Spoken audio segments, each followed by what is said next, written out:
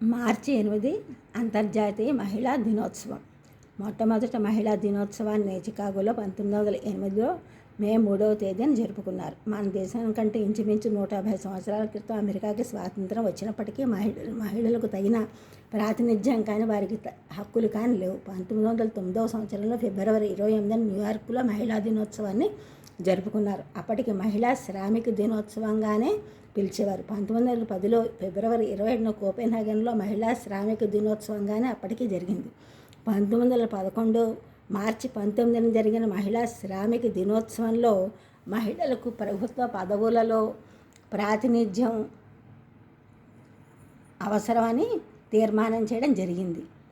అమెరికాలో ఫిబ్రవరి చివరి ఆదివారంలో 1912లో జరిగింది. 1913, 14లో కూడా చివరి ఆదివారాల్లోనే జరిగింది మహిళా దినోత్సవాలు జరిగాయి. అవి ఫిబ్రవరి, మార్చి నెలల్లో.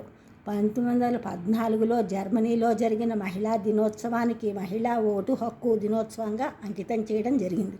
ఆ విధంగా కృషి చేసినప్పటికీ 1918లో కానీ అమెరికాలో ఉన్న మహిళలకే ఓటు హక్కు రాలేదు. 1977వ సంవత్సరం తర్వాత ఐక్యరాజ్య సమితి మార్చి 8న అంతర్జాతీయ మహిళా హక్కుల ప్రపంచ శాంతి దినోత్సవంగా ప్రకటించింది. అందువలన ఇప్పుడు మార్చి 8 మహిళా దినోత్సవంగా ప్రపంచవ్యాప్తంగా జరుపుకుంటున్నారు.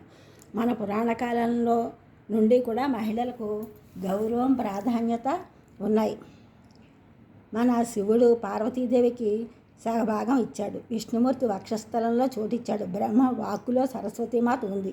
అలా దేవుళ్ళే మనకి ఆదర్శం. మహిళా సాధికారత, ఉమెన్ ఎంపవర్మెంట్ అనేవి ఇప్పుడు వచ్చిన పదాలు. ఆ పదాలు ఉపయోగించకపోయినా మనకి వారు తమ ప్రాధాన్యతను ఇవ్వడం ద్వారా చూపించారు. ఇందిరాగాంధీ ప్రధానిగా ఎప్పుడో చేశారు. 19 సంవత్సరాలు ప్రధానిగా పనిచేశారు. భారత కోకిల సరోజినీ నాయుడు గవర్నర్గా సేవలందించారు. వారందరూ ఆచరించి మహిళా సాధికారతను చూపించారు. అందరికీ చదువు ఉండడమే కాదు, చదువు వ్యసనం కావాలి. ఎప్పుడూ క్వాలిఫికేషన్స్ పెంచుకుంటూ ఉండాలి. ఎప్పుడైనా ఏదైనా ఉపయోగించుకునే ఆయుధంలా విజ్ఞానం ఉపయోగపడుతుంది. ఒక మానసిక శాస్త్రవేత్త ఎప్పుడూ ఏదో కోర్సు చేస్తూనే ఉంటారు. దానివలన మైండ్ ఒక ట్రాక్లో పెడుతుంది. విజ్ఞానం ఎవరు దొంగిలించరు. విజ్ఞానంలో భాగం ఎవరికి ఇవ్వక్కర్లేదు. విద్వాంసుడు వేరే దేశం వెళ్ళినా అక్కడ తన విద్యను ఉపయోగించుకుంటాడు. ఎవరికైనా విద్యను పంచితే అది పెరుగుతుంది, కానీ ధనంలా విద్యాధనం తరగదు. విద్యాధనం సర్వధన ప్రధానం. ఈ ఛానల్ చూస్తున్నందరూ కూడా సబ్స్క్రైబ్ చేయండి, షేర్ చేయండి, లైక్ చేయండి, కామెంట్ చేయండి. సబ్స్క్రైబ్ చేస్తున్నందరూ కూడా కృతజ్ఞతలు, షేర్ చేస్తున్నారు, లైక్ చేస్తున్నారు, కామెంట్ చేస్తున్నందరూ కూడా ధన్యవాదాలు.